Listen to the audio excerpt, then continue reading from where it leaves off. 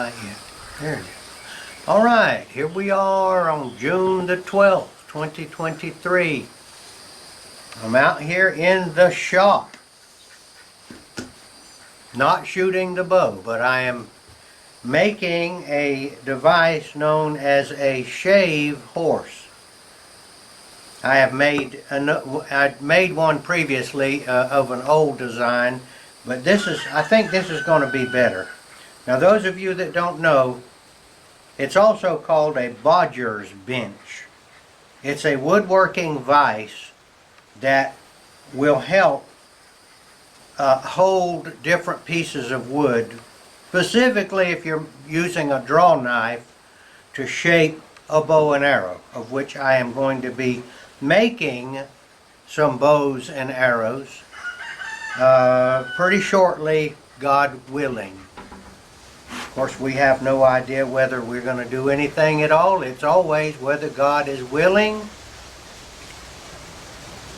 because we don't know if we'll be alive another day, and also we don't know whether we'll be called to do something else or whether we'll just lose interest. My primary job is to declare the name of Yeshua the Messiah before men. Yeshua is the Hebrew name, the original name of Jesus Christ. And he wanted his followers to declare his name. He wanted them to spread the good news of the gospel. And that's what I do. I am a believer, and I believe enough that I think I better do what he says to do. And he said, declare his name before men.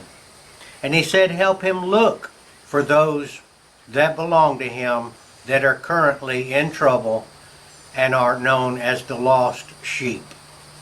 Now, this bench here is going to help me make bows and arrows.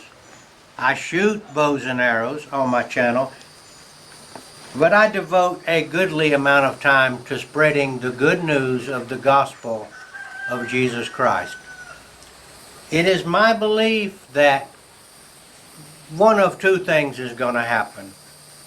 Either Jesus is going to come back while I am still alive, and at which time he is going to expect his followers to be producing some fruit. Or else, he didn't say exactly, but it didn't sound good. He wants his servants, which we are bond servants. Bond servants means we were bought with a price, and the price was the shedding of his blood. We belong to him, and he expects us to do some work for him, each according to his ability. Now, before anybody out there gets too bent out of shape, I'm going to say there are all kinds of ways to spread the gospel.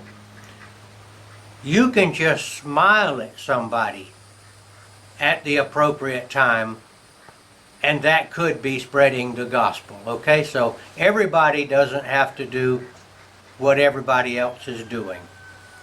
This is just my thing. Okay, so there's all kind of ways to do it.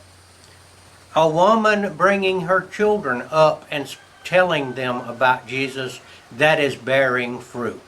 Whether or not she ever preaches to anybody or anything like that.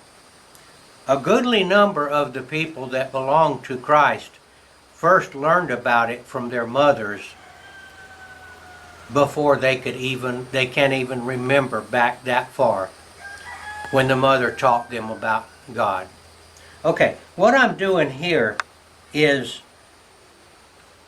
the typical way of building this bodger's bench or this shave horse is to drill a hole through the body of the bench right here.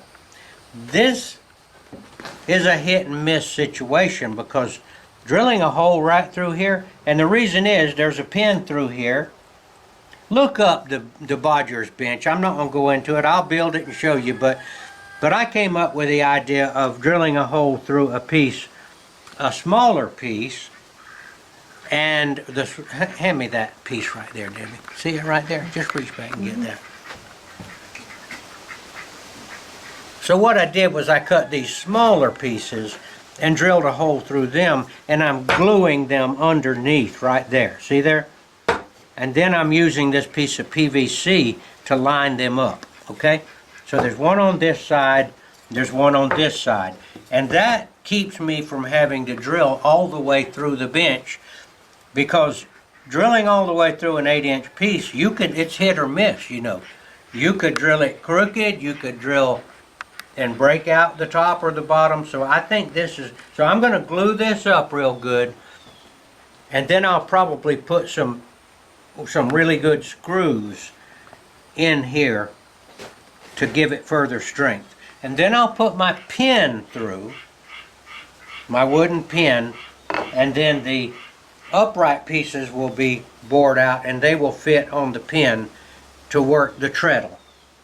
But I did want to show you that little innovation that I came up with, and we'll see if it works. But I believe that that is going to make it safer. And another thing is, if I don't like where the hole is,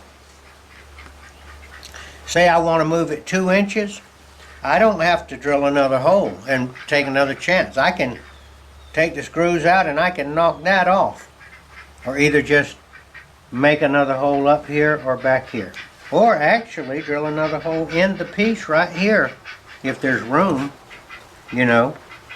It's easier to drill a hole through a small piece, you know, and get it pretty close than to drill one through an 8-inch piece. Now back to the job at hand. My job is to call those that belong to Jesus. They are those that have heard about him through the excellent work of people that have gone before me. They have sown the seed in the ground, and the people out there that are the lost sheep, they've heard the word, they've heard it. And now that seed has sprouted, and it's time now to reap the harvest. And the harvest would be when you lost sheep out there make up your mind, yes, I'm going to go and follow Jesus. I'm tired of going the direction that I've gone. It's a dark direction. It's a sinful direction. It's a not happy direction. It's an unfulfilling direction. People are mad at you because of what you're doing. Messing with somebody else's wife or girlfriend. Watching pornography, which is one of the major tricks of the devil going on right now. Taking drugs. Love of money is another one. You may be walking around in a nice suit and tie, nice polished shoes, nice car, and you may be committing the sin of worshiping money. It's not about money. I don't know if anybody told you, but you can't take it with you. All right, that's my message today. I'm calling you. How are you going to do it? I'm going to give you instructions. You just say, Jesus, save me. Jesus, save me. Jesus, save me. He will. He promised to do that. Why do I say 3 times? That's not in the Bible that I know of. That's my own take on it, and I'll tell you where I got that. I used to be a so-called public school teacher. I say so-called because I don't know if I taught anybody or not. I tried. But I was in charge of an alternative school one time. That's the school where the regular school kicks the kids out and sends them over to the alternative school, which is kind of like the bad boys and girls school. And we had one other teacher working there, an elderly, very wise lady, and she heard me struggling with these kids. There were 2 classrooms. They would ask me something and I would say no, and then later on they would, okay. So she told me this. She said, I learned this years ago. say no 3 times. They say, I want to do this or that. No. They say it again. No. They try again. No. She informed me that if you will say it 3 times, they won't ask you again. They won't trouble you again. So that's why I say I like the 3. If you ask Jesus 3 times, it's not for him. He's going to take you when you first ask. I want you to be sure. Jesus, save me.